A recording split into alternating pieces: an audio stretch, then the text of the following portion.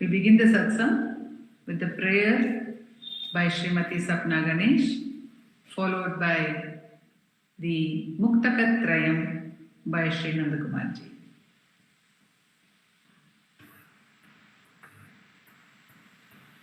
दक्षिणामूर्तिसारम्भां शङ्कराचार्यमध्यमां रमणाचार्यपर्यन्तां वन्दे गुरुपरम्परां वन्दे गुरुपरम्परां वन्दे गुरुपरम्परां शुक्लां भरधरं विष्णुं शशिवर्णं चतुर्भुजं प्रसन्नवदनं ध्यायेत् सर्वविघ्नोपशान्तये आङ्गिकं भुवनं यस्य वाचिकं सर्ववाङ्मयम् आहार्यं चन्द्रतारादि तं नमः सात्विकं शिवम् ॐ नमो भगवते श्रीरमणाय. Namo Ramana to everyone.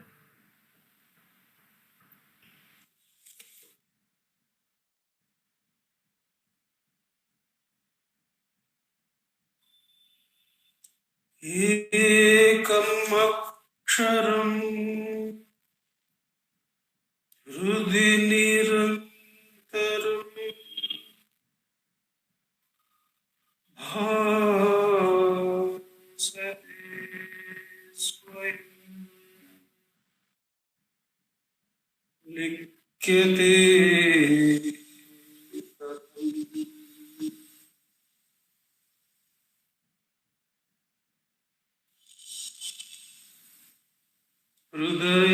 हृदयकुहरमध्ये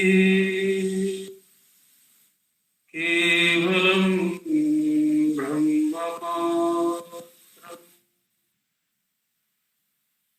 यहमहम् इति साक्षात् आत्मरूपेण भाति हृदि विषमनसा स्वं चिन्वता मज्जता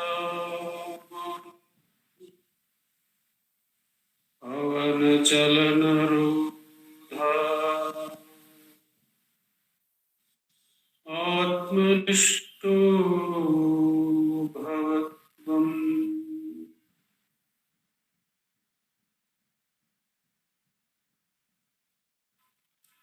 देहं मृण्मयवत् जडात्मकम् अहं बुद्धिर्न तस्यास्त्यतो नाहं तत्तत भावशुक्तिसमये सिद्धात्मसद्भाव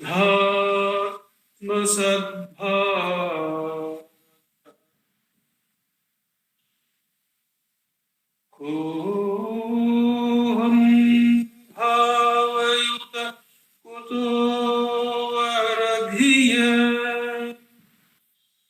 दृष्टात्मनिष्ठात्मना सोऽहं स्फूर्तितया अरुणाचल शिवः पूर्णो विभाति स्वयं सोऽहं स्फूर्तितया अरुणाचल शिवः पूर्णो विभाति स्वयं. नमो रमण. Namo Ramana. We now have chanting of verses from Upadeshasaram by Kumari Uma Shripati and Srimati Ashwini Balaji. Namo Ramana.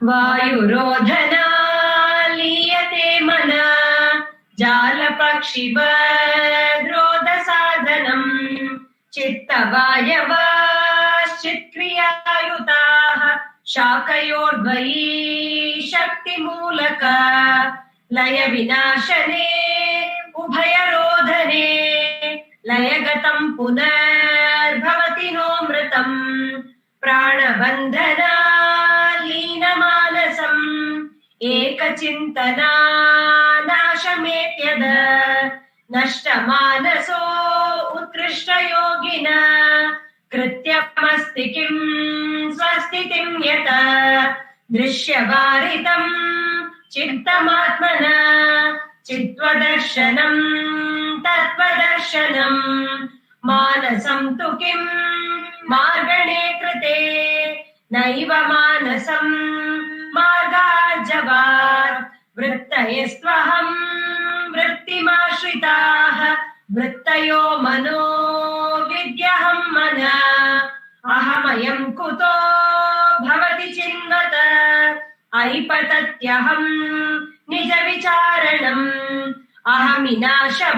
अहमिनाशभाज्यहमहं तया स्फुरतिरत्स्वयं परमपूर्णस नमो रमण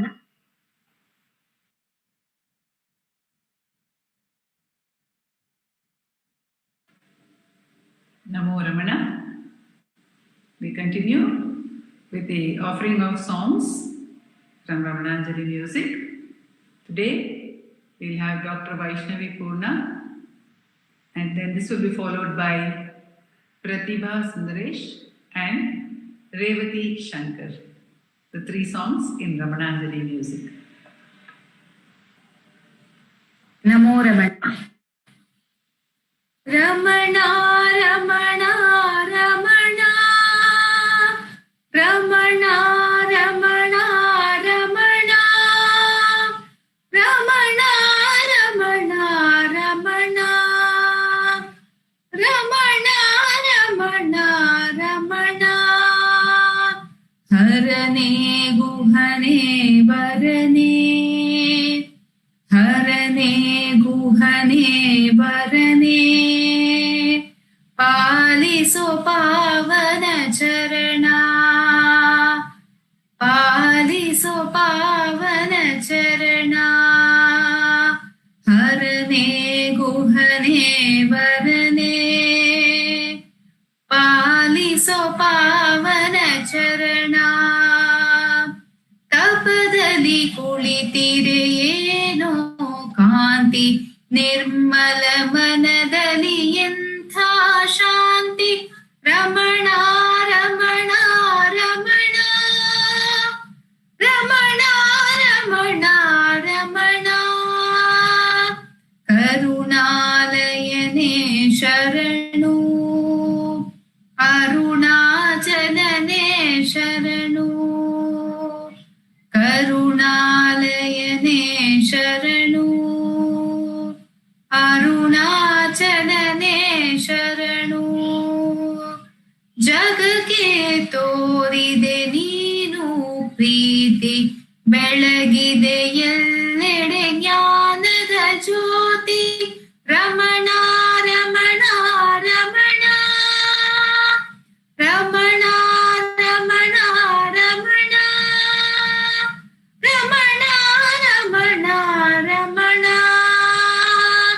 ಪ್ರಭು ವೆಂಕಟನೇ ಶರಣು ಸಂಕಟ ಹರನೇ ಶರಣು ಉಹದನು ಕಾಣದ ಭಕ್ತರಿಗೆ ಇಹದಲ್ಲಿ ಕಾಣುವ ದೈವವು ನೀನೆ ರಮಣ ರಮಣ ರಮಣ ರಮಣ ರಮಣ ರಮಣ ರಮಣ ರಮಣ ರಮಣ ರಮಣ ರಮಣ ರಮಣ ರಮಣ ರಮಣ ರಮಣ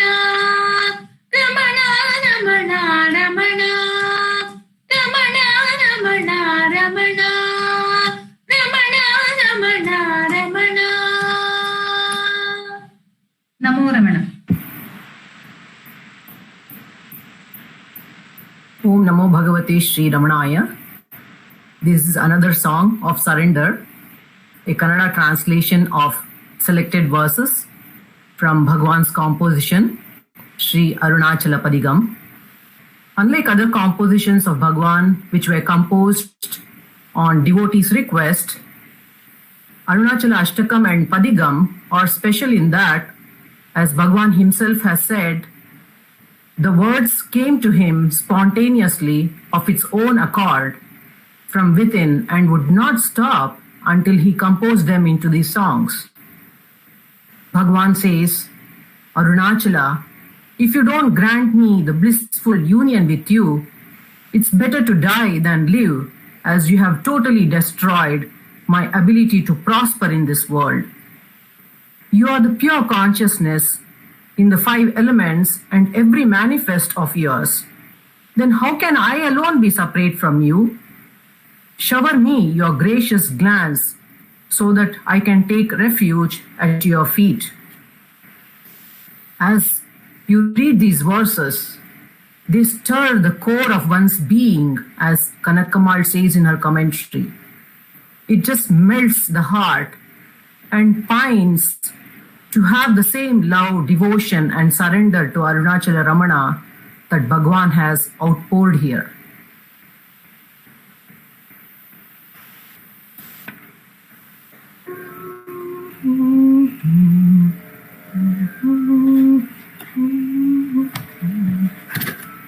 ಶರಣಾದೆನೋ ನಿನಗೆ ಅರುಣಾಚಲ, ಶರಣಾದೆನೋ ನಿನಗೆ ಅರುಣಾಚಲ, ಶರಣಾದೆನೋ ನಿನಗೆ ಅರುಣಾಚಲ, ಶರಣಾದೆನೋ ನಿನಗೆ ಅರುಣಾಚಲ. ಲೋಕರೀತಿಗೆ ನನ್ನ ಹೊರತಾಗಿ ಬೆಳೆಸಿ ಯಾಕೆ ಸಾಕಿದೆ ಹೀಗೆ ಮರುಳ ಇವನೆನಿಸಿ. ಲೋಕರೀತಿಗೆ ನನ್ನ ಹೊರತಾಗಿ ಬೆಳೆಸಿ ಯಾಕೆ ಸಾಕಿದೆ ಹೀಗೆ ಮರುಳ ಇವನೆನಿಸಿ.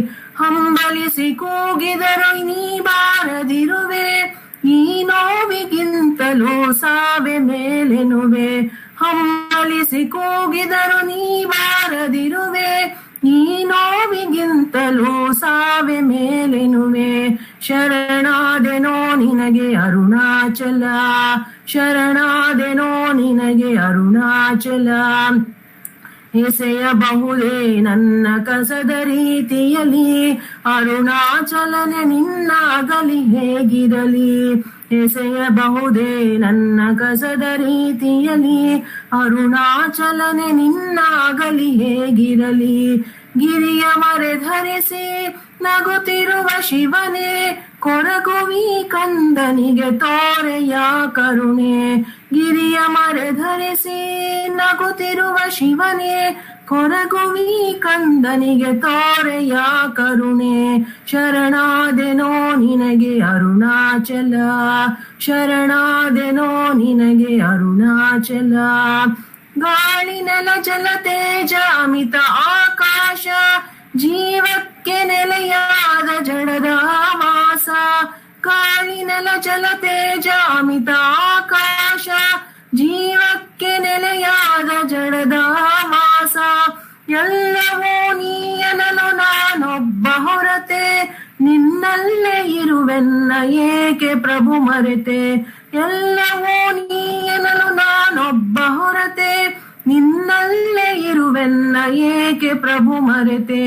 ಶರಣಾದೆನೋ ನಿನಗೆ ಅರುಣಾಚಲ, ಶರಣಾದೆನೋ ನಿನಗೆ ಅರುಣಾಚಲ, ಶರಣಾದೆನೋ ನಿನಗೆ ಅರುಣಾಚಲ, ಶರಣಾದೆನೋ ನಿನಗೆ ಅರುಣಾಚಲ, ಶರಣಾದೆನೋ ನಿನಗೆ ಅರುಣಾಚಲ, ಶರಣಾದೆನೋ ನಿನಗೆ ಅರುಣಾಚಲ. ನಮೋ ನಮಃ.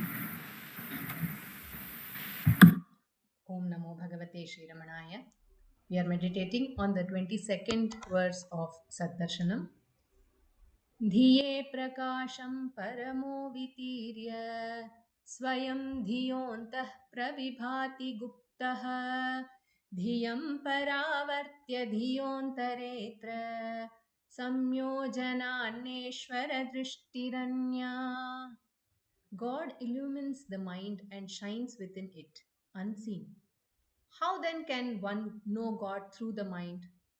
Turning the mind inward and fixing it in Him alone is to have His vision. We cannot see God because the limited mind cannot see God. God is everywhere. In fact, God only is. But when my ego rises, it divides everything and searches for God. But the one thing we have to do is not to see God, but destroy the one who wants to see God and be that. Nan ini illamal pohattum, sings Sadhom Swami.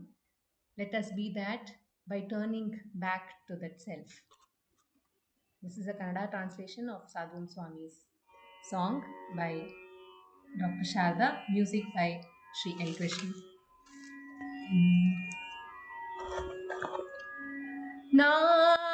ನಾನೆಂಬುದೀಗಲೇ ಮಣಿಯಲಿ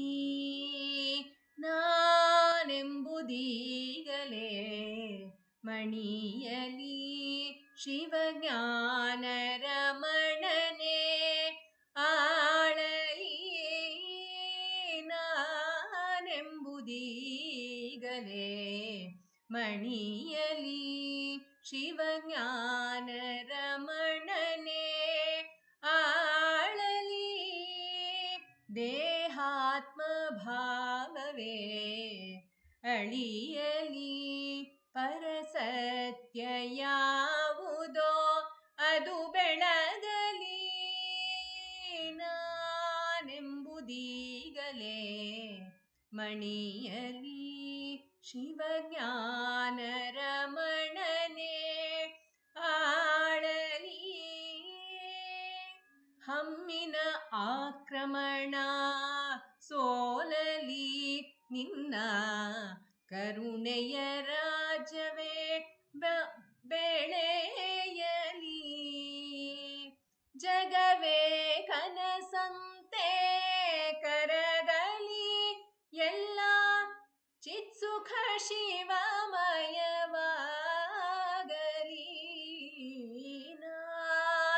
ನಾನೆಂಬುದೀಗಲೇ ಮಣಿಯಲಿ ಶಿವಜ್ಞಾನ ರಮಣನೆ ಆಳಲಿ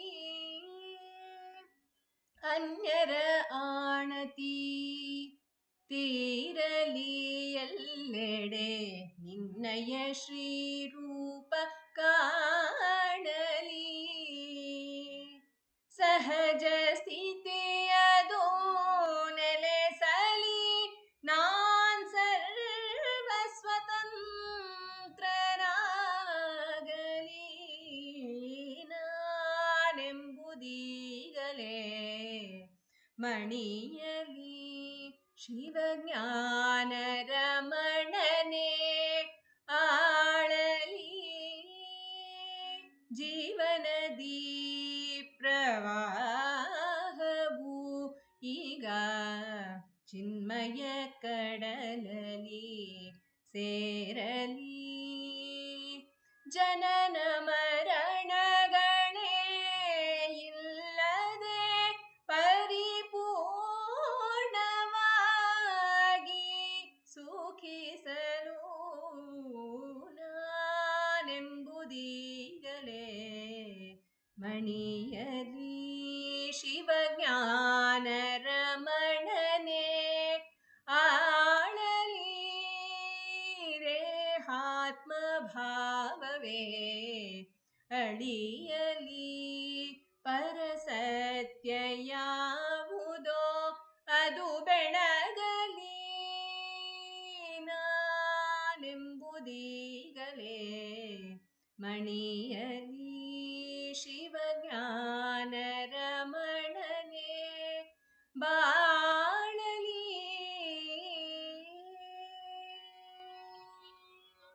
Namo Ramana.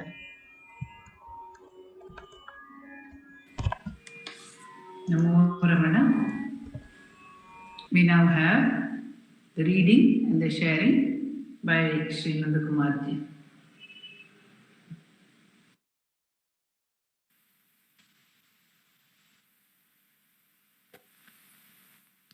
Namo Ramana. In the book reading segment of the Satsangh, we continue to read from the work Fresh Discoveries, Western Seekers on Sri Ramana Maharshi by our founder president, Sri A.R. Natarajanji. We have come to the second account, the first account having been from Pascaline Mallet. Of course, my pronunciation leaves a lot to be desired. The article was named Turn Eastwards, the first one. Today, we are reading from the account Here Lies the Heart by Mercedes D. Acosta. Here Lies the Heart. Mercedes D. Acosta. I left Pondicherry and spiritually turned my heart towards Tiruvannamalai, where the Maharishi lived. To get there, however, I had to return to Madras. On my way to Madras, I had an amusing experience. This particular day, I traveled third class in order to study the people. But the only occupants of the coach besides myself were an old Indian wearing a loincloth and a well-dressed young Indian barrister. Presently, the conductor appeared and began to talk very excitedly to me in the language of South India, of Southern India, that is Tamil. I shrugged my shoulders and said in English that I did not understand Tamil. At the same time, displaying my ticket and making signs that I hoped there was nothing wrong with it. The old man leaned forward and in the most scholarly English asked if he might translate for me and explain what the conductor was saying. I was delighted and asked if anything was wrong with the ticket. It's not your ticket he is asking about.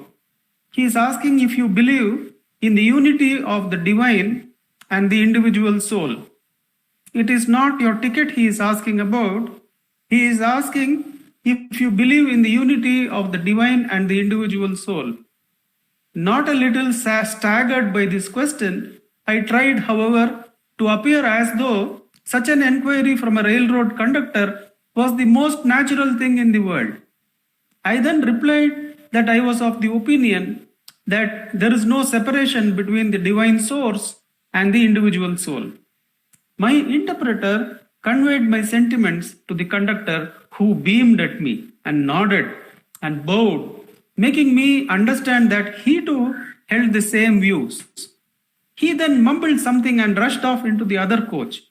He says he is going to collect the tickets, the loin-clothed one remarked, but he will soon return for further conversation. He not only returned, but he settled himself down next to me, peering into my face, and until I reached my destination, we four discussed the Vedas, the old man translating from time to time to the conductor. In Madras, I hired a car, and so anxious was I to arrive in Tiruvannamalai that I did not go to bed. And traveled by night, arriving about 7 o'clock in the morning after driving almost 11 hours. I was very tired as I got out of the car in a small square in front of the temple.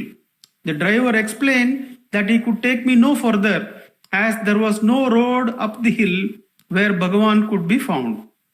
I learned then to call the Maharishi Bhagavan, which means Lord, and is a title by which he was always addressed.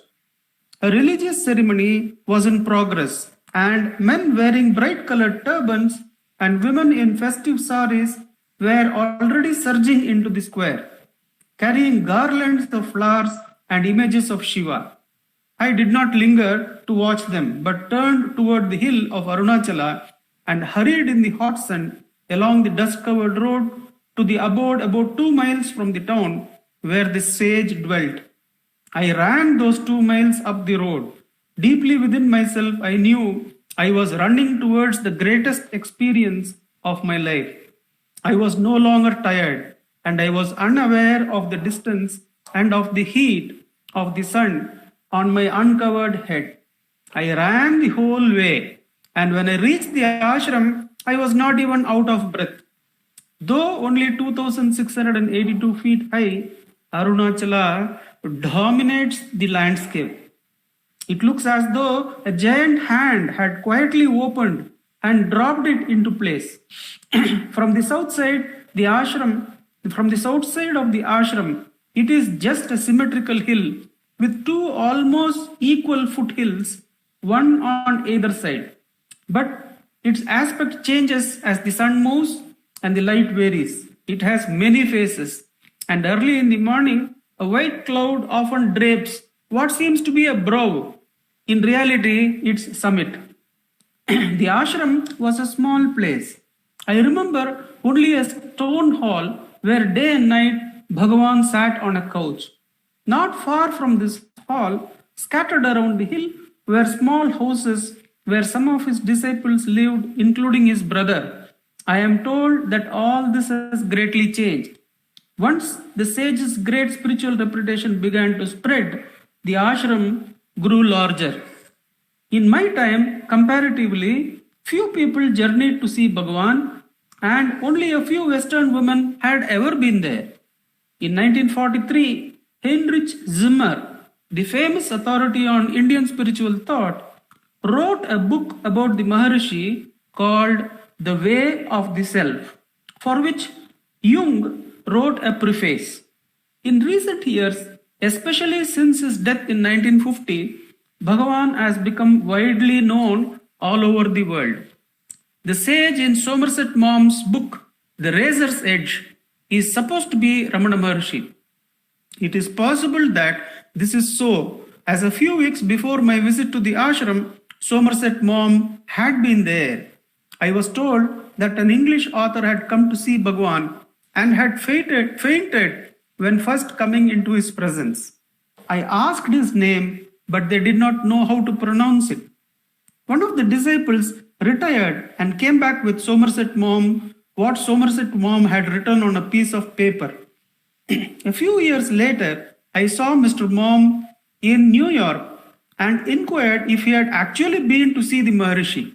He said he had, but I did not feel I should trespass on a possible spiritual experience by asking if it was true that he had fainted. When dazed and filled with emotion, I first entered the hall. I did not quite know what to do. When dazed and filled with emotion, I first entered the hall. I did not know quite what to do. Coming from strong sunlight into the somewhat darkened hall, it was at first difficult to see. Nevertheless, I perceived Bhagavan at once, sitting in the Buddha posture on his couch in the corner. At the same moment, I felt overcome by some strong power in the hall, as if an invisible wind was pushing violently against me. For a moment, I felt dizzy. Then I recovered myself. To my great surprise, I suddenly heard an American voice calling out to me, "Hello, come in." It was the voice of an American named Guy Haig, who originally came from Long Beach, California. He told me later that he had been honorably discharged from the American Navy in the Philippines and had then worked his way to India, taking up the study of yoga when he reached Bombay. Then he heard about Sri Ramana Maharshi and, feeling greatly drawn to him, decided to go to Tiruvannamalai.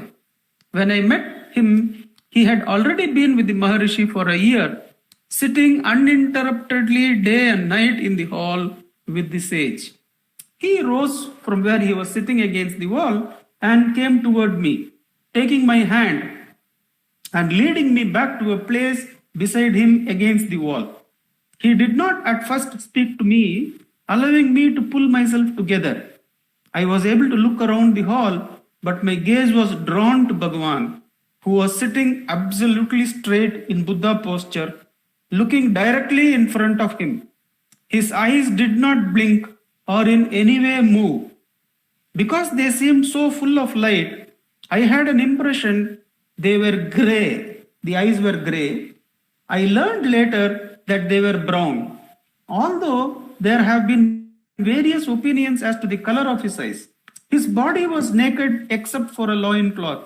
I discovered soon after that this and his staff, the loin cloth and his staff, were absolutely his only possessions. His body seemed firm and as if tanned by the sun, although I found that the only exercise he ever took was the 20-minute walk every afternoon at 5 o'clock, when he walked down the hill and sometimes greeted yogis who came to prostrate themselves at his feet. The rest of the time, day and night, and for over half a century, he had been sitting on his couch. He was a strict vegetarian, but he only ate what was placed before him, and he never expressed a desire for any kind of food. As he sat there, he seemed like a statue, and yet something extraordinary emanated from him. As he sat there, he seemed like a statue, and yet something extraordinary emanated from him. I had a feeling that on some invisible level, I was receiving spiritual shocks from him, though his gaze was not directed toward me. He did not seem to be looking at anything, and yet I felt he could see and was conscious of the whole world. Bhagavan is in Samadhi, Guy Haig said. As he sat there, he seemed like a statue, and yet something extraordinary emanated from him. I had a feeling that on some invisible level, I was receiving spiritual shocks from him, although his gaze was not directed toward me. He did not seem to be looking at anything, and yet I felt he could see and was conscious of the whole world. The Bhagavan is in Samadhi, Guy Haig said. Om Namo Bhagavate Shri Ramanaya.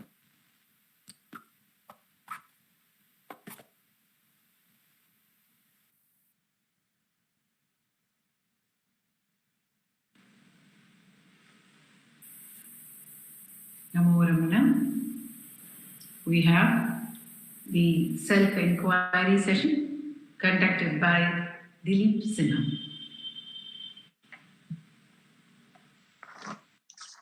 Namo Ramana. Dhyayet Sharada Chandra Sundaramukam Tamraravindekshanam Bhaktabhishtavarabhayapradakaram Kaupinamatrojvalam Swatmanandarasanubhuti Sarvanavadyangakam Shrimantam Shri Ramaneshwaram Guruvaram Yogasanadhyasitam Dhyayet Shri Ramaneshwaram Dhyayet Shri Ramaneshwaram Dhyayet Shri Ramaneshwaram Hridaya Kuhara Madhye Kevalam Brahmamatram Yahamahmiti Sakshat Atmarupena Bhati Hridi Vishamanasa Swam Chingvata Majjatava Pavana Chalanarodha Atmanishto Bhavatvam. We commence today's Atma Vichara by listening to Bhagavan's Upadesha. We reading from Guru Vachaka Kovai from the chapter Experience of the Truth And the topic Bhagavan has blessed us is Chidambaram, the space of consciousness. Chitrambalam, The verse is 1016. The subtle space of consciousness exists and shines everywhere as the self. To wander searching for it hither and thither, using the power of the feeble intellect that suffers from the flaw of inconstancy, is like searching for the brilliant sun in the broad daylight with a flaming torch. I repeat, the subtle space of consciousness exists and shines everywhere as the self. To wander searching for it hither and thither, using the power of the feeble intellect that suffers from the flaw of inconstancy, is like searching for the brilliant sun in broad daylight with a flaming torch.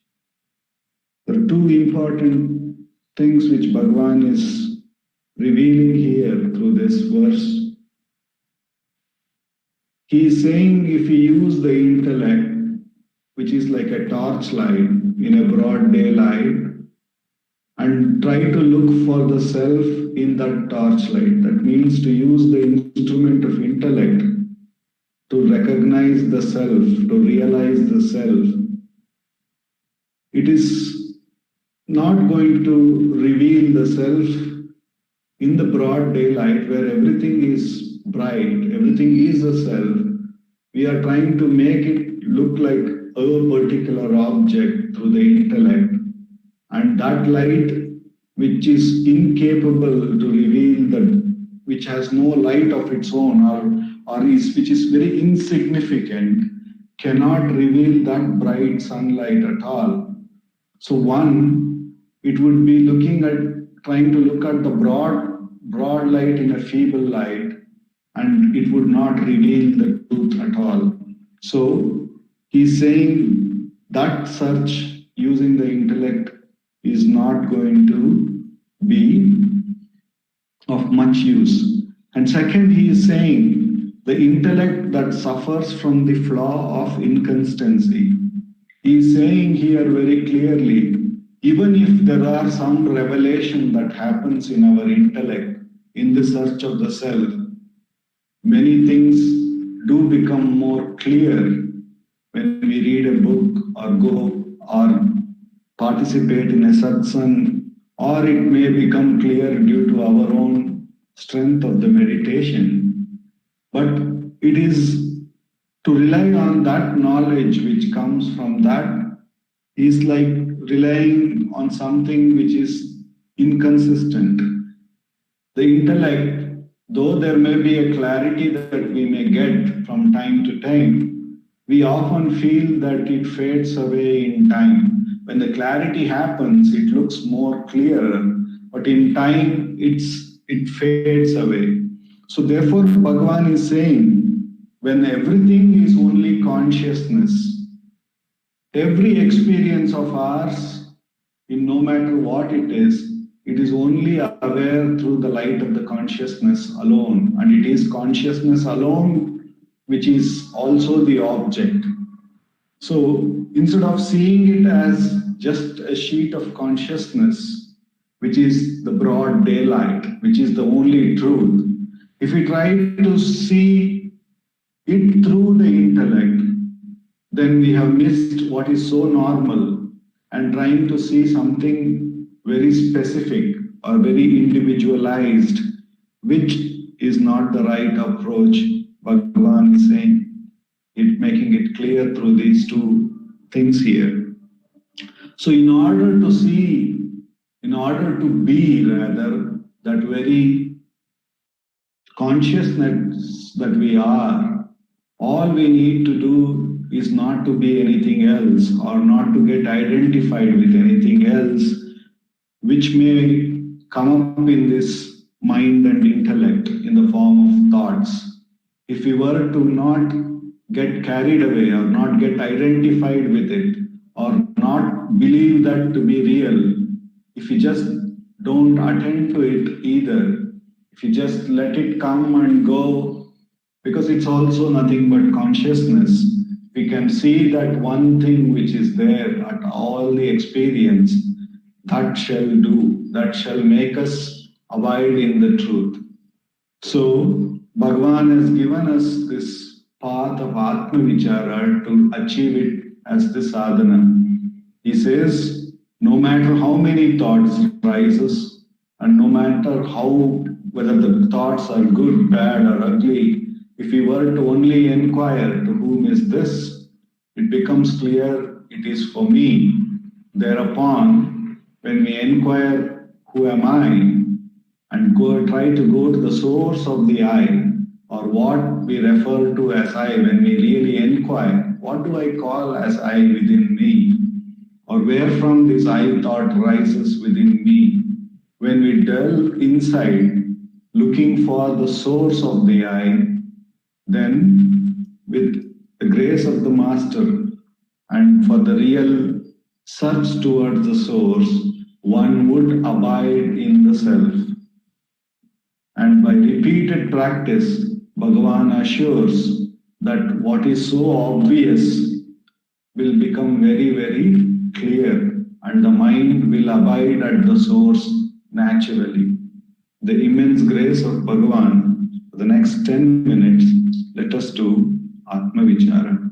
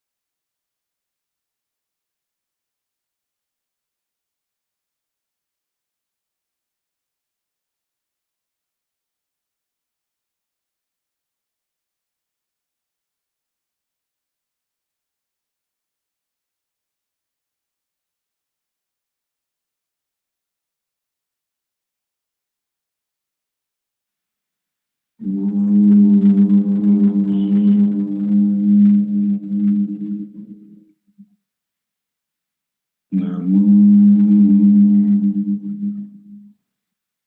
Bhagavate Sri Ramanaya.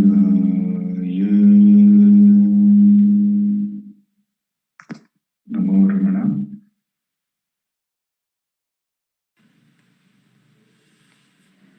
Namo Ramana. We move on to the sharing by Dr. Kalarani Rangasamy. She was earlier sharing with us the Dhyana Patu of Sadhu Swami, and having completed that, she has now taken up the Devi Kalottaram or Jnana Vichara Padalam, which is a Tamil composition. It is part of the Anuvada Nunmalai of Bhagavan Ramana. It's a translation by him into Tamil. But in a way, when Bhagavan has translated any work, there is the stamp of Bhagavan on that work, and Dr. Kalarani will be sharing her insights on Jnana Vichara Padalam Devi Kalottaram with us.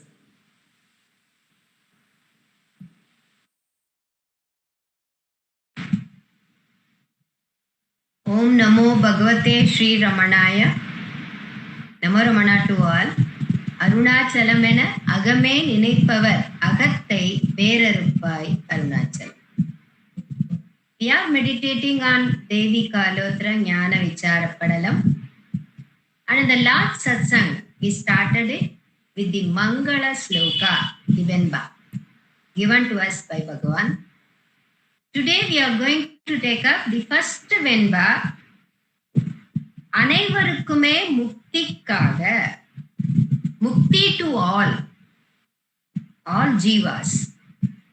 God is so great and compassionate towards all jivas that he has made mukti available, accessible to all. In Anma Vittai song also Bhagavan says, Noyar Tamakum. Even for the very ordinary person, very humble person, Anma is very well present and mukti is easily attainable. Ayye ati sulabham. It is very, very near and dear to us. But what is the way and how to reach it? Say, for example, when we are searching for a particular address of a house of a friend, we would have almost reached the spot, but we couldn't find that place, and we are asking someone, where is this house located? And he says it's very near, it's very easy to reach and all. But we couldn't see the house. The main reason would have been an obstacle. A very great container truck would have been standing in before that house so that we could not see that house. Once the truck is removed from that place, we can easily locate that particular house. So there is the way. That is why Parvati Devi asks Shiva to show the way to attain mukti by all, without any discrimination. Ammuktidane urum marka kachidanam. The next sentence. Ammuktidane urum marka kachidanam. Is it, she asks, is it possible to see, to realize the way to attain that mukti? She also says, which is that marka through which one can realize mukti? Why I am asking you, because there are so many margas. Instead of jiva trying all the margas one after another or one by one and wasting time, if there is a direct and simple marga is given to jiva, how nice it will be.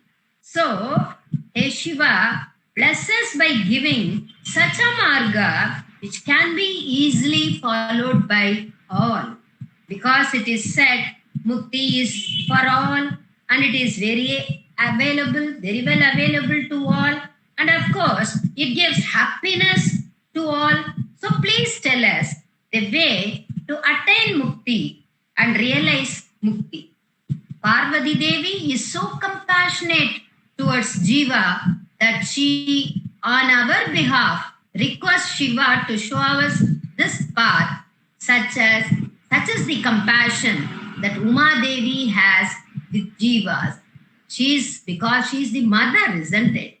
In Puranas, we can see when devotees do bhajans and show their bhakti, Shiva may wait for some time before pouring in his blessings.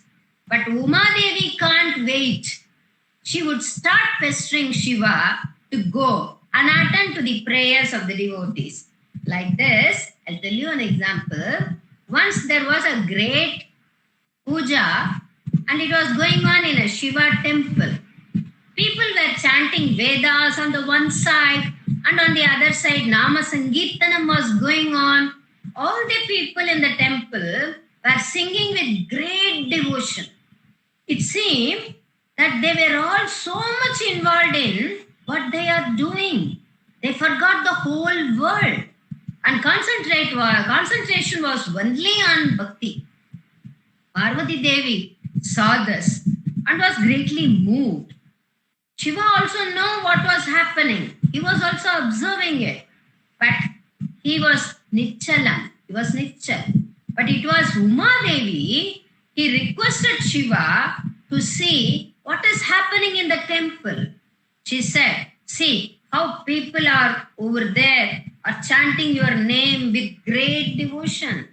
I can see them, their concentration. Their concentration is on you alone and they have forgotten the whole world. Shiva said, no, Uma, wait for some time. Let us see what's happening. But the compassion of mother was very great, isn't it?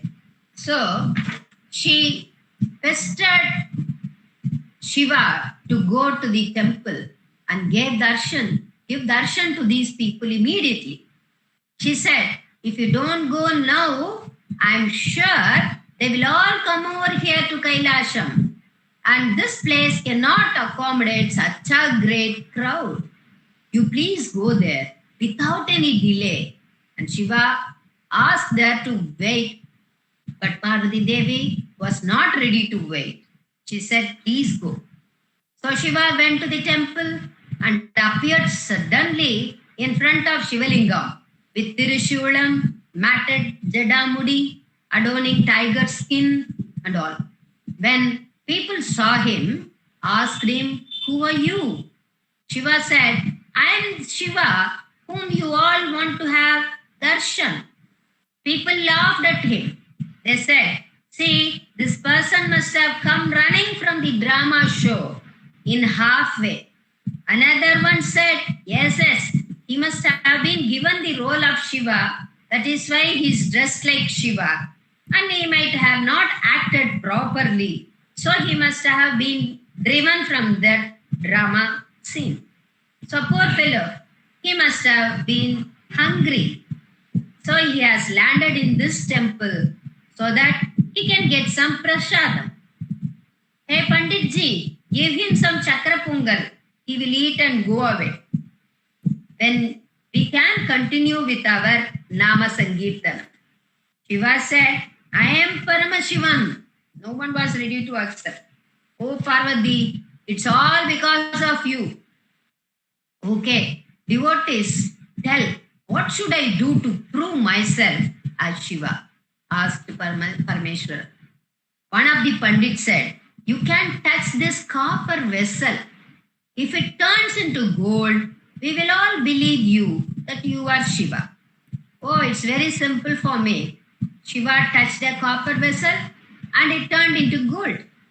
All cheered up and immediately all ran towards the temple gate. Now Parvati Devi was alarmingly said, see, They are all heading towards Kailash only. How greatly they are devoted to you. I told you no. Even now Shiva said, wait, Parvati, wait.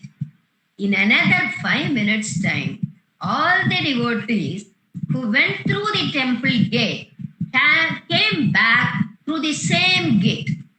They all had a copper vessel in their hand. Some had even 2 or 3, and asked Shiva to change them all to gold vessels. But Shiva disappeared. Such is the greatness of Mother. So, out of compassion towards all jivas, on behalf of all jivas, Mother Parvati Devi represents and requests Shiva to bless her with the direct path with which will be easy for all of us. There is absolutely no necessity for Devi to request Shiva because she herself is very well aware of the marga to realize jnana. But it is for our sake. As Mukti is full of ananda, she wishes that should be realized by each and every one, and that should be accessible to all. This is what it said in this poem. அனைவருக்குமே முக்திக்காக அம்முக்திதனை உறும் மார்க காட்சிதானாம். ஓம் நமோ பகவதே Sri ரமணாய.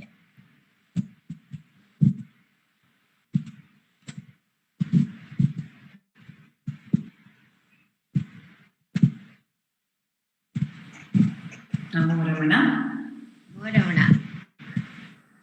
Dr. Kalarani has explained to us the compassion of the mother, and the Guru is often equated to the mother who shows God to us, who shows Ishvara to us. And it is because of this great Karuna that Bhagavan has composed this Devika Stavotram as well. And who is it who proclaimed to the world at large that Bhagavan is the Guru?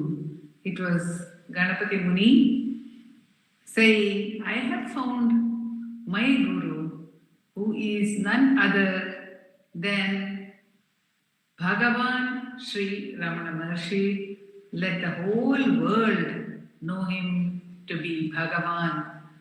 As we heard in the reading by Sri Nandakumarji, how the whole world now calls him Bhagavan. And Muni also said that he is Maharshi, a Rishi among Rishis, the sage among sages, the Guru of Gurus.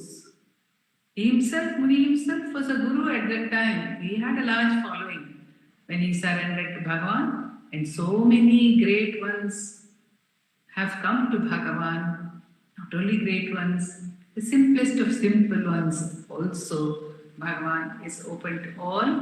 Let us see the glory of Bhagavan through the eyes of Muni, through the verses in praise of him which he has composed in Ramanacentre Bengaluru.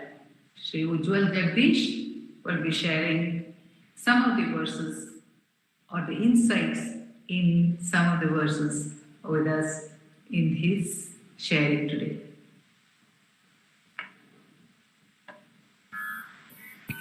Om Namo Bhagavate Sri Ramanaya.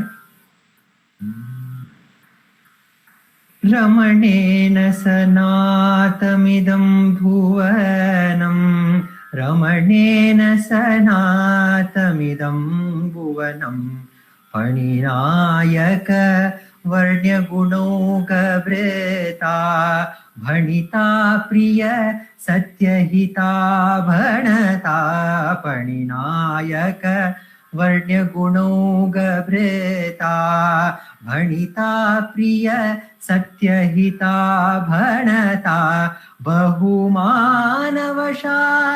अयता सुखितावमानततेरविधूनवता बहुमानवशात् अयता सुखिता अवमानततेरविधूनवता ಆದಿಶೇಷಸ್ತುತಿ ಸಬಲ್ಲ ಗುಣಗಳ ಮಹಿಮೆಯು ನುಡಿವನು ಪ್ರಿಯ ಸತ್ಯಹಿತ ವಚನವನು ಬಹುಮಾನಗಳಿಂದ ಸುಖದಿ ಹಿಗದವ ಅವಮಾನಗಳಿಂದ ಎದೆಗುಂದಿ ಕುಗ್ಗದವ ಬಹುಮಾನಗಳಿಂದ ಸುಖದಿ ಹಿಗ್ಗದವ ಅವಮಾನಗಳಿಂದ ಎದೆಗುಂದಿ ಕುಗ್ಗದವ. Ganapati Muni, singing the glory of Ramana, says this glory, the mahime of Ramana, can only be sung by Adi Shesha with thousands of his mouth. And Ramana is the one who speaks so beautifully. He only speaks only that which is delightful, that is hita for the whole world, and which is very, very sweet. And this Ramana is not elated if somebody gives him bahumana with praise. He is not elated with those praise, the happiness which comes with the praise. And neither is he dejected if somebody gives him avamanam, if somebody hurts him or speaks low about him. It does not make any difference to him. And why is this so? Ramana himself gives the answer to this glory of himself in the Arunachala Navamani Malai, where he sings Annamalayai Adiyenai Andagandre Aviyudal Kundai எனக்கோர் குறையுண்டோ குறையும் குணமும் நீயல்லா எண்ணேயவற்றை என்னுயிரே எண்ணம் எதுவோ அது செய்வாய் கண்ணாய் உன்றன் களலிடையில் காதல் பெருக்கே தருவாயே. Ramana says, Annamalai, the day when I surrendered to you, you governed my body and soul. You took away my body and soul. And now everything belongs to you. So why should I worry? What is my kurai and what is my gunam? Why should I even think about my lowliness and highliness? Everything is yours, so I'm not going to think about it. It belongs to you, so you do whatever you wish to do. You want to give this entity praise, give it the praise. If you want to give this entity the blame, you give the blame. It is your wish. But one request I have, one prayer I have is fill me with overflowing devotion to your feet. And speaking about the overflowing devotion, I remember a story of Krishna Das, the teacher of Tansen. Tansen was a great musician in the court of Akbar, and Akbar was very, very delighted by listening to Tansen, and he gave the title, "Let the whole world know you as Mia Tansen." So he gave him this title, Mia Tansen. And in curiosity, in a conversation with Tansen, Akbar simply asked, "Oh Tansen, you sing so beautifully. Do you know anyone who sings much more beautiful than you?" Then Mia Tansen told, "Yes, Jahapana, my guru Krishna Das sings much more beautifully than I sing." Then Akbar told, "Why don't you call him to my court, and why doesn't he present a program?" And Mia Tansen told, "My guru Krishna Das only sings for his Lala. Krishna alone he sings. So you have to go there, leaving your Badshagiri to giving up your costume of your kingship. You have to drop it here and go there as an ordinary human being, and then you may get the luck of listening to my Guru Krishna Das." And so Akbar dresses up himself as an ordinary man, and he and Tansen go to this humble cottage of Krishnadas, and they are waiting for many days, and Krishnadas is not singing. And one day, Krishnadas calls Tansen and says, "Oh Tansen, come my dear student, I am getting a call from Radha Devi that Lala wants to hear a song. Why don't you sing a song?" And Mia Tansen, when he was singing the song, he knowingly makes a small mistake in the song, so that Krishnadas sings, and Akbar, who has come with great desire to listen to Krishnadas, his desire gets fulfilled. So he makes a mistake, and Tansen, he speaks. The Tansen's guru, Krishnadas, he starts singing the song. And when Krishnadas is singing, Akbar is moved, and his eyes is filled with tears, and the tears are flowing through his cheeks, and he prostrates to that greatness of Krishnadas. And again, back in the court, Akbar asks Tansen, when you are great, then what title shall I give to your guru? Then Tansen says, if my music is great, then my teacher's music is Shuddha, is pure, because his music is only dedicated to Krishna. And when it is dedicated to Krishna, he is not afraid of anything that he is going to lose, neither he has any desire to get anything. He does not want any bahumana also, and he is not afraid of avamana also, because he is completely immersed in the devotion to Krishna, and he sings only for Krishna. But I am afraid of losing what I have, and I want gains from you. I want you to praise me and give me all the bahumana that you give. That's why my music is only great. But the music of my guru is Shuddha, is pure, and Ramana is that who is ever abiding in the Shuddha Tattva. Ramana himself says, Kritstale mana swastata Kriya Bhakti Yoga Bodhascha Nishchitam. For Ramana, who is ever abiding in the heart, whatever he does is pure and Shuddha, it is best. And for such a one, the Bahumana and Avamana does not matter. And Ramana says, gives us the path of having the same state of Ramana when we surrender ourselves to Annamalai, Ramanana Annamalai, then that Annamalai governs our body and soul. Then there is no praise and there is no blame. Then what will we have? Ramana assures that Annamalai, Ramanan, will give us with that kingdom of freedom, and he will bless us with the treasure of bliss, which is unalloyed by fear and desires and anxiety which comes with it, and there's only bliss.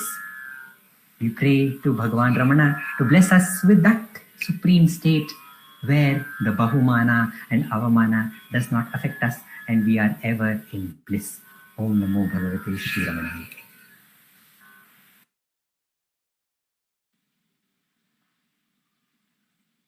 Namo Ramana. Prostrations to Ramana, shining as the self in all beings. As Ujjwal was reminding us, Bhagavan says, Yenakkur kurayundo, kurayum gunamum ni allal yennen ivatrai.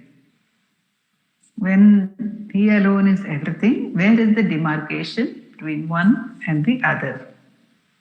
And it is to show us this magnificence of surrender, equally as to show us the bliss of self-abidance, that Bhagavan has come amidst us, taking the human form, says Vishwanatha Swami.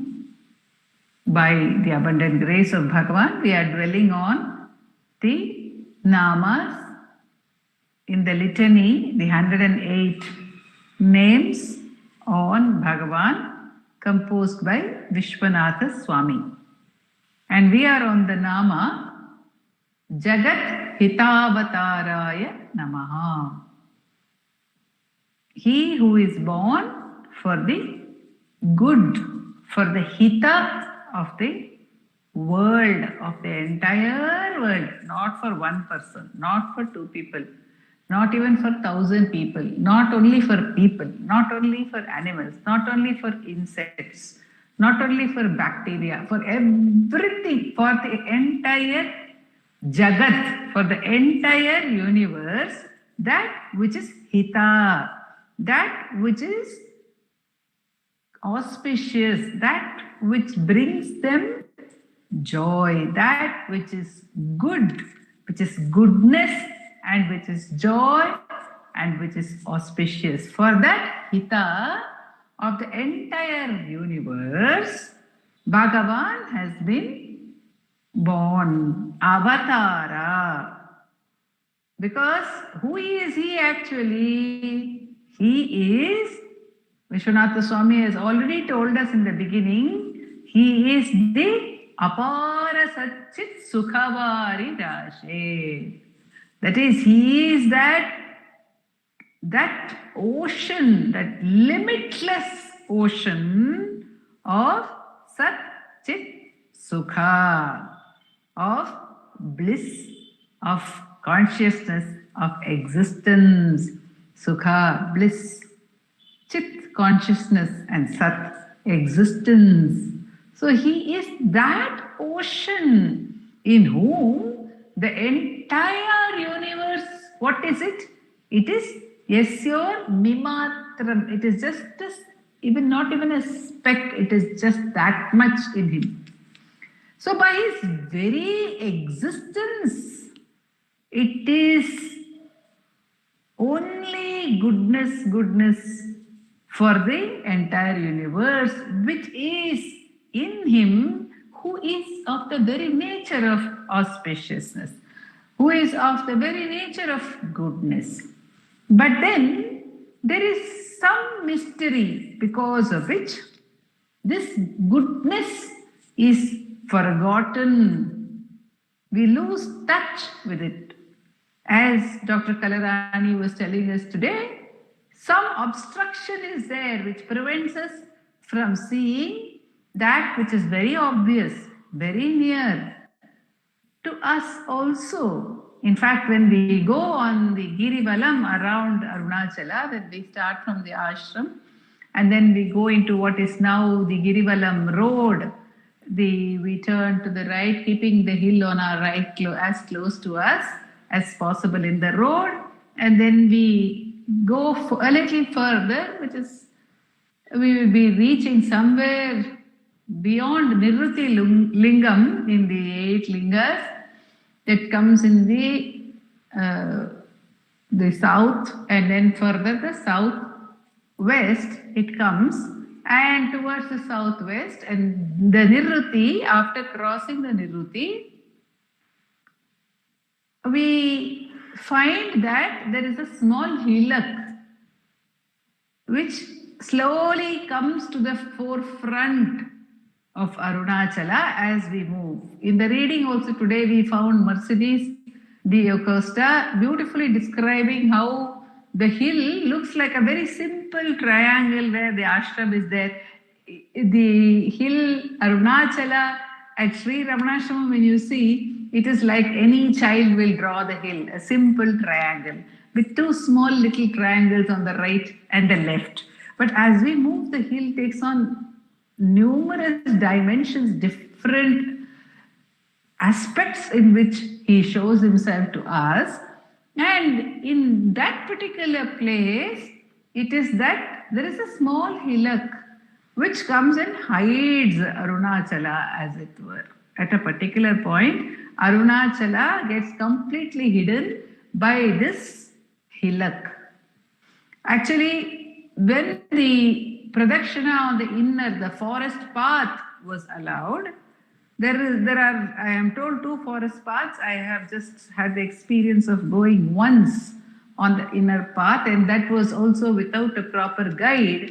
It was just an adventure. And so the path which we took, it comes between this hillock and the main hill of Arunachala, because some people told us that this hillock is not considered to be part of Arunachala. So this hillock is there, but when we come on the main Pradakshina road, it comes and it hides Arunachala. So one of the explanations which was given is how the ego hides the self. The ego hides the self. So it is said that those who are living in that area, though they are so close to the hill, they are unable to see the hill. In that particular space, they cannot see the hill. Even though the hill is right near them, very near, but they cannot see it because it is hidden by the ego. Bhagavan gives an example. He says one small little finger, it may be a little finger or just any finger, if we close one eye and bring the finger very close to the other eye, what does it do? It conceals the vision of the entire world for us. In the same manner, there is a mysterious rising of an entity called the ego. The entity which says, I am the body. And this entity hides the hita. It deludes us into getting lost in what is ahita, what is not good for us, what is sorrowful for us. It makes us pursue the sorrow rather than enjoy the bliss which is our own nature. And when this is the case, the Supreme One, who is both father and mother, who is, as Muruganar Swami says, Tayule anbu vaittai, Tandayul arivu vaittai. So Tayule anbu vaittai. So the mother principle is that principle of love. So out of pure love, out of spontaneous love, not out of a love which has any reason or purpose or motive, but being of the very nature of love, it expresses itself, it comes down to us, avatara. Avarohana in music, coming down, avatara. So it is that Bhagavan, that unmanifest, that timeless being becomes manifest in time. So we saw that it was Mahasena Mahomshena Jataha Sri Ramana Guruhu Jagat Hitavataraha. Okay, so he is Akhanda Samvidakara Karanodbhava Jagat Hitavatara. So that which is undivided, Akhanda Samvidakara, because of the reason, what is the reason of his advent? The reason is Jagat Hita, to give Hita to all beings. And often the thought comes to me, because he, being a self, he is available to all beings. So what is the purpose of becoming manifest?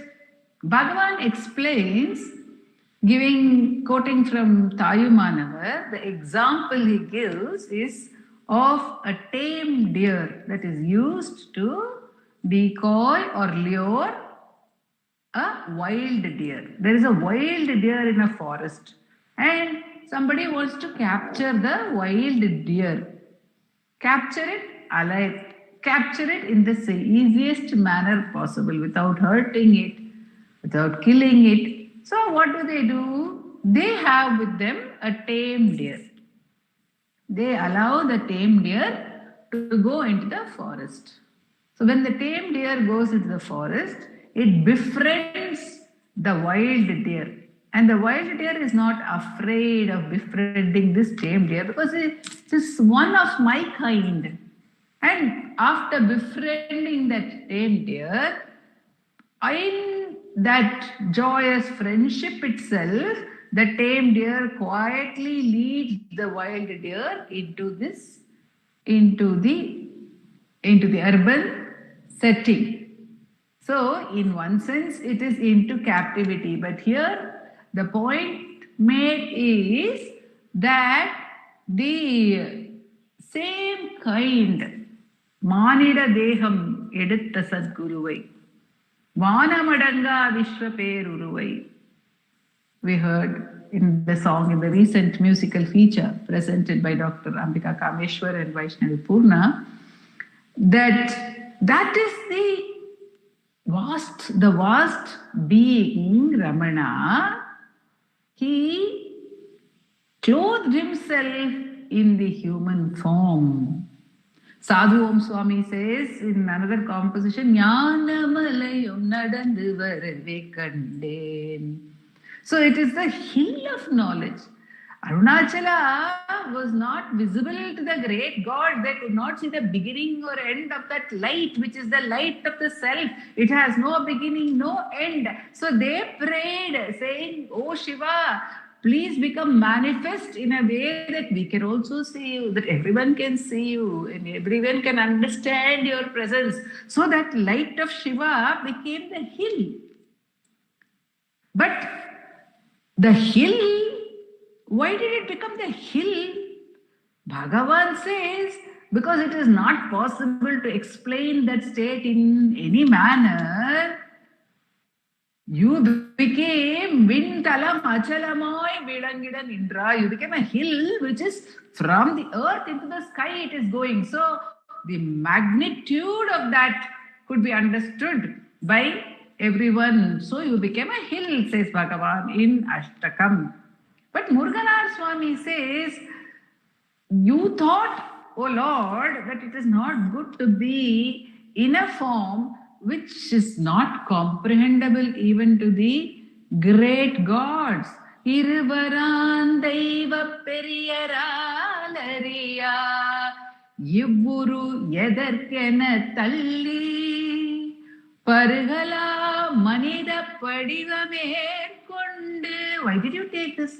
Panindezhumadiyavar tamakku karuvanadarula கங்கணம் பூண்டு கச்சையும் அதற்கென கட்டி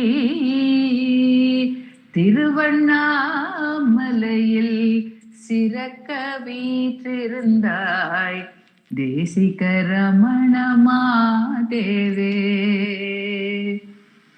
கருவனாதருள கங்கணம் பூண்டு. To all your devotees, you, in order to give them liberation, you have vowed to give them liberation, and that is why you have taken the human form, says Muruganar. But then in the one of the next few verses, he says, how can I say it is for human beings alone? Because Kunmadi Aninda Kutilamum Maraitu, you have hidden the crescent moon with the matted locks. You have hidden everything. You have hidden the Ganga. You have hidden the flowers, the laburnum flowers, which are dripping with honey. You have hidden your third eye. But all this is okay. But why did you hide that blue throat which saved all beings, human and other? Asks Muruganar. So that is the purpose. Jagat Hitavatara. It is for the sake of liberating, of giving that state to one and all. And how? By his very existence in that self, by his very abidance, constant abidance in the self. The other day we were discussing in a satsang, Sri Nandakumarji said how Bhagavan has percolated, Bhagavan's state of being has percolated to every aspect of life today. And we see how this happens actually. Carl Jung calls it the collective psyche. It is like we do not understand, but it happens. Something which we have learned, say at 10 years of age, today's generation may learn when they are 2 or 3 years old. How does it happen? It happens because this collection of knowledge is passed on to everyone around automatically. And that is how Bhagavan's very being is giving that state to everyone. I was listening to a talk by Dr. A.S. Venugopal Rao as part of the series of talks which we want to bring out in our national seminar, the 44th national seminar. In that, he refers to his daughter, Shaila, who is a special child. She's a very sweet girl. Dr. Venugopal Rao calls her the child of Ramana, and he gives this example.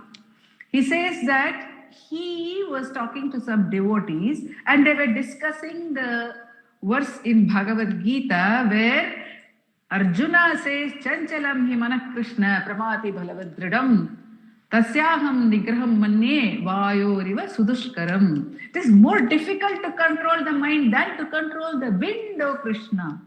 Asamshayam mahabaho, says Krishna, yes, truly it is very difficult to contain to control the mind. You have to abhyasena tu kaunteya vairagyena cha grhyate. Practice, practice, practice, says Krishna. Dr. Venugopal Rao said, I was sharing this with the devotees when this child of Ramana, Shaila, this very special little girl, she suddenly said, Appa, you were saying something different last week. You said that Ramana has said there is no mind. Then where is the question of controlling it? Where is the question of difficulty? And Venugopal Rao says, I asked her, Ramana has said this. Where, my dear child? And she answered, Manasam tu kim margane krite, naiva manasam marga arjavat. So this truth, to whom has it reached? Who understands this through Ramana? It is impossible to say who understands it. We cannot grasp who understands it. And to show that, to reveal that Bhagavan has actually built the samadhis for Cow Lakshmi, for Jackie the dog, for Valli the deer, for that crow, to show us there are no barriers. He has broken all barriers.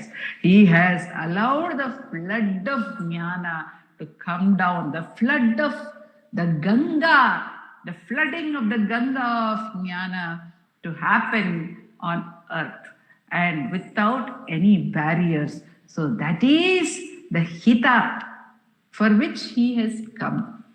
In our ballet, the thought occurred to me when we were talking about the coming of rain when Bhagavan came to Arunachala. That was also an avatar of Bhagavan, the day of his arrival at Arunachala, and it rained, that flood, that rain came, it poured down for days, says Bhagavan. While describing that, the thought came to me that when the Ganga came down from the heavens, it was required of Shiva to open his matted locks and stop her descent, to stop the force of her descent so that she does not devastate the earth by her glory and her power.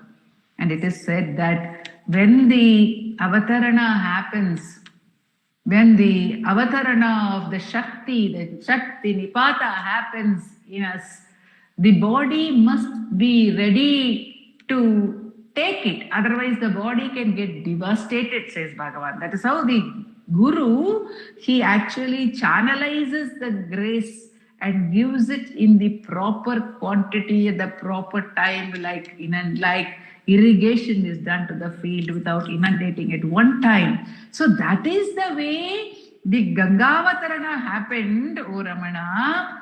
However, what did you do on arriving at Arunachala?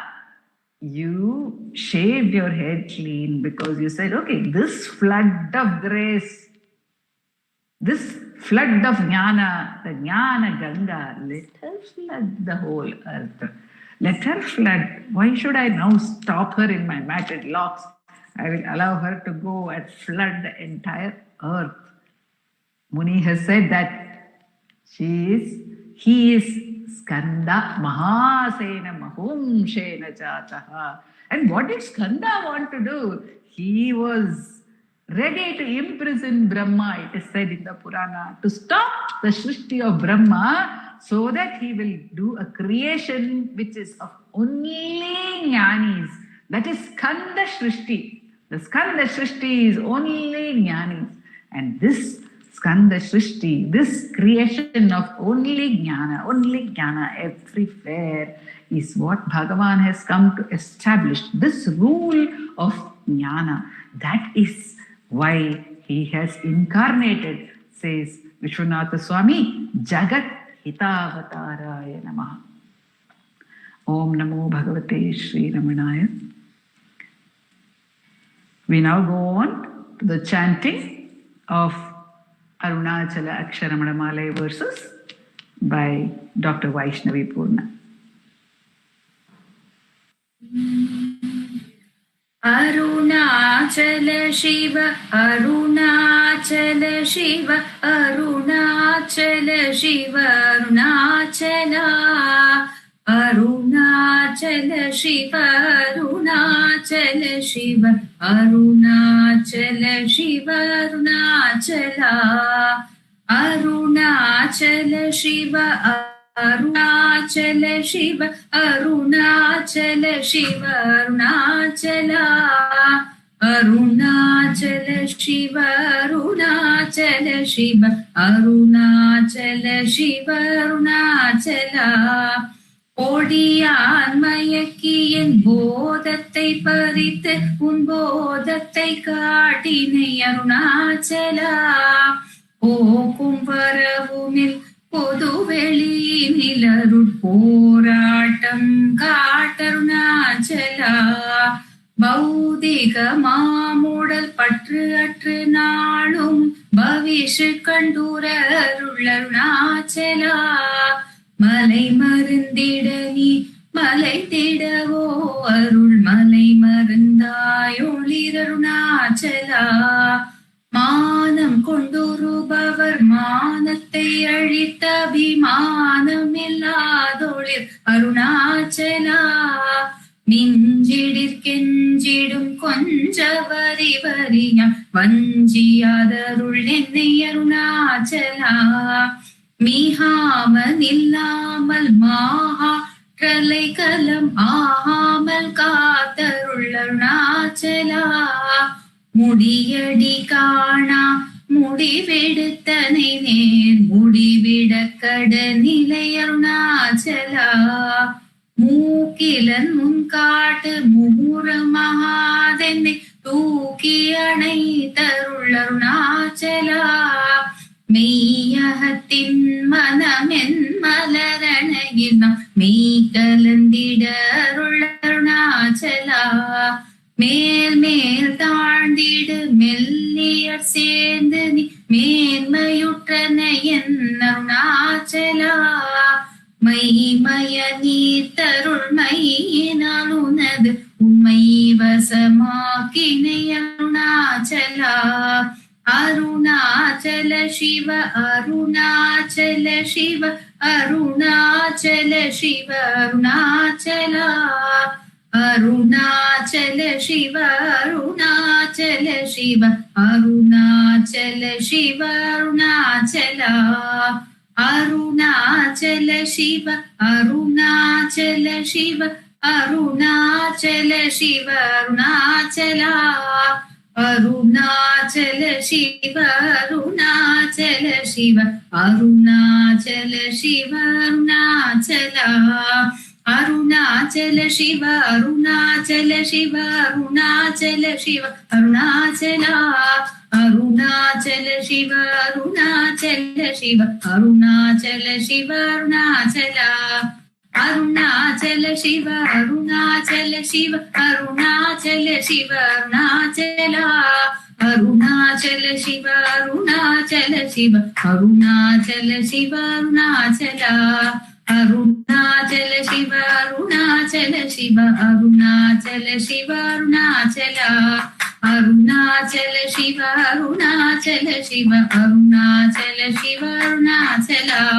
Arunachal Shiv Arunachal Arunachal Shiv Arunachal अरुणाचलं வாழி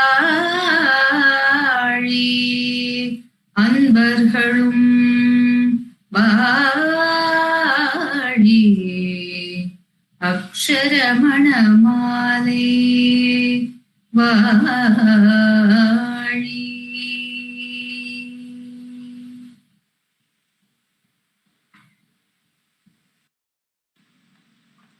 Namo Ramana. We conclude today's satsang with the Ashtotra Puja to Bhagavan at Subramaniam's altar. The Ashtotra will be chanted by Vaibhav and Prarthana and Uma and Ashwini. And the Aarti song will be sung by Revathi. Namo Ramana. Bhardwaj Vishwanath विरचितं श्री रमणा स्तोत्र शतनामावलिः अपार सच्चित् सुखवारिराशे यस्योऽग्नि मात्रं भुवनं समस्तं गुहाहितं तं रमणं गभीरं चिन्ताविहीनं हृदि चिन्तयामि. ॐ महासेन महोंशेन जाताय नमः. ॐ श्रीरमणाय नमः. ॐ गुरवे नमः. ॐ अखण्ड संविदाकाराय नमः. ॐ महोजसे नमः. ॐ कारणोद्भवाय नमः. ॐ जगद्धितावताराय नमः. ॐ श्रीभूमिनाथस्थलोस्थिताय नमः. ॐ पराशरकुलोत्तंसाय नमः. ॐ सुन्दरार्यतपःफलाय नमः. ॐ कमनीयसुचारित्राय नमः. ॐ सहायाम्बा सहायवते नमः. ॐ शोणाचलमहोलीनमानसाय नमः. ॐ स्वर्णहस्तकाय नमः. ॐ श्रीमद्द्वादशान्तमहास्थले लब्धविद्योदयाय नमः. ॐ महाशक्तिनिपातेन प्रबुद्धाय नमः. ॐ परमार्थविदे नमः. ॐ तीव्राय नमः. ॐ पितृपदान्वेषिणे नमः. ॐ इन्दुमौलिना पितृमते नमः. ॐ पितुरादेशतः षोडशैलं प्राप्ताय नमः. ॐ तपोमयाय नमः. ॐ उदासीनाय नमः. ॐ महायोगिने नमः. ॐ महोत्साहाय नमः. ॐ कुशाग्रधिये नमः. ॐ शान्तसङ्कल्पसम्भ्रमाय नमः. ॐ सुसन्दृशे नमः. ॐ सवित्रे नमः.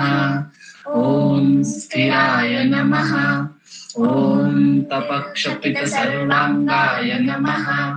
ॐ फुल्लाम्बुजविलोचनाय नमः. ॐ चन्द्रिकासितहासश्रीमण्डिताननमण्डलाय नमः. ॐ च्यूतवाट्यां समासीनाय नमः. ॐ चूर्णिताखिलविभ्रमाय नमः. ॐ वेदवेदान्ततत्त्वज्ञाय नमः. ॐ चिन्मुद्रिणे नमः. ॐ त्रिगुणातीताय नमः. ॐ विरूपाक्षगुहावासाय नमः. ॐ विराजतशलाकृतये नमः. ॐ उद्दीप्तनयनाय नमः. ॐ पूर्णाय नमः. ॐ रचिताचलताण्डवाय नमः. ॐ गम्भीराय नमः. ॐ परमाचार्याय नमः. ॐ सुप्रसन्नाय नमः. ॐ अभयप्रदाय नमः. ॐ दक्षिणास्य निभाय नमः. ॐ धीराय नमः. ॐ दक्षिणाभिमुखाय नमः. ॐ स्वराजे नमः. ॐ ॐ महर्षये नमः। ॐ भगवते नमः। ॐ ईड्याय नमः। ॐ भूमविद्याविशारदाय नमः। ॐ विमलाय नमः। ॐ दीर्घदर्शिने नमः। ॐ आप्ताय नमः। ॐ ऋजुमार्गप्रदर्शकाय नमः। ॐ समदृशे नमः। ॐ सत्यदृशे नमः। ॐ सत्याय नमः। ॐ प्रशान्ताय नमः। ॐ अमितविक्रमाय नमः। ॐ सुकुमाराय नमः। ॐ सदानन्दाय नमः। ॐ मृदुभाषिणे नमः। ॐ दयार्णवाय नमः। ॐ श्री शोणाचल उद्भूतस्कन्दाश्रमनिकेतनाय नमः। ॐ सद्दर्शनोपदेष्ट्रे नमः। ॐ सद्भक्तवृन्दपरिवृताय नमः। ॐ गणेशमुनिभृङ्गेन सेविताग्निसरोरुहाय नमः। ॐ गीतोपदेशसारादिग्रन्थसञ्चिन्न संशयाय नमः। ॐ वर्णाश्रममतातीताय नमः। ॐ रसज्ञाय नमः। ॐ सौम्याय नमः। ॐ आत्मवते नमः। ॐ सर्वावनिमतस्थानाम् आराध्याय नमः। ॐ सर्वसद्गुणिने नमः। ॐ आत्मारामाय नमः। ॐ महाभागाय नमः। ॐ मातृमुक्तिविधायकाय नमः। ॐ विनताय नमः। ॐ विनुताय नमः। ॐ विप्राय नमः। ॐ मुनीन्द्राय नमः। ॐ पावकोज्ज्वलाय नमः। ॐ दर्शनादगसंहारिणे नमः। ॐ मौनेन स्वात्मबोधकाय नमः। ॐ ऋच्चान्तिकरसान्निध्याय नमः। ॐ स्वर्णाद्बन्धमोचकाय नमः। ॐ अन्तस्तिमिरचण्डांशवे नमः। ॐ संसारार्णवतारकाय नमः। ॐ शोणाद्रीशस्तुतिद्रष्टे नमः। ॐ हार्दविद्याप्रकाशकाय नमः। ॐ अविच्युतनिजप्रज्ञाय नमः। ॐ नैसर्गिकमहातपसे नमः। ॐ कमण्डलुधराय नमः। ॐ शुभ्रकौपीनवसनाय नमः। ॐ गुहाय नमः। ॐ दण्डपाणये नमः। ॐ कृपापूर्णाय नमः। ॐ भवरोगविषग्वराय नमः। ॐ स्कन्दाय नमः। ॐ देवतमाय नमः। ॐ अमर्त्याय नमः। ॐ सेनान्ये नमः। ॐ पुरुषोत्तमाय नमः। ॐ श्रीरमण भगवते नमः। श्रीरमणाष्टोत्तरशतनामपूजां समर्पयामि। यस्थाणोररुणाचलस्य पदयोः स्मृत्या जनिं प्राप्यत दिव्यानुग्रहसुप्रवाहविवशस्तादात्म्यभावं गतः हृन्निष्ठस्वगभीरनित्यतपसा लोकान् पुनास्येकराट् तस्मै श्रीरमणाय ते नम इदं लोकोत्तरज्योतिषे।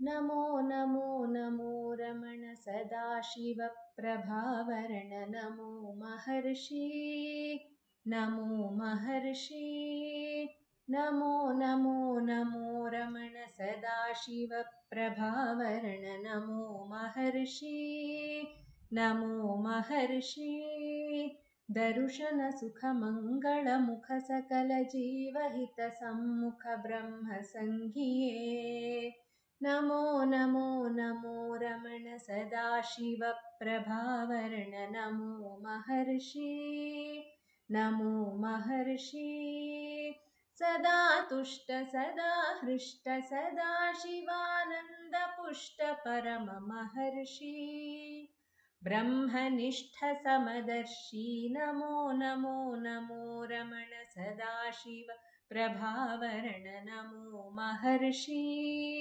नमो महर्षि ನಮ್ಮ ಮನವದೊಂದು ಕಾಡು ನೀನರಿತಿಹೆ ಅದರ ಜಾಡು ಹಿತವನರಿತು ನೀಡುತ್ತೆಮ್ಮ ಕೊರೆಯ ತಣಿಸಲೈ ಬೇಡಲೆಂದು ಬಂದ ನಾವು ನೋಡಿಯೇ ತಣಿವೆವಯ್ಯ ಮೂಡಿಗಾರನೇ ಹಿತವ ನುಡಿದು ಪೊರೆ ನಮ್ಮನು ಬ್ರಹ್ಮ ಸಂಘಿಯೇ ನಮೋ ನಮೋ ನಮೋ ರಮಣ ಸದಾಶಿವ ಪ್ರಭಾವರಣ ನಮೋ ಮಹರ್ಷಿ ನಮೋ ಮಹರ್ಷಿ बोलो भगवान श्री रमण महर्षि की जय।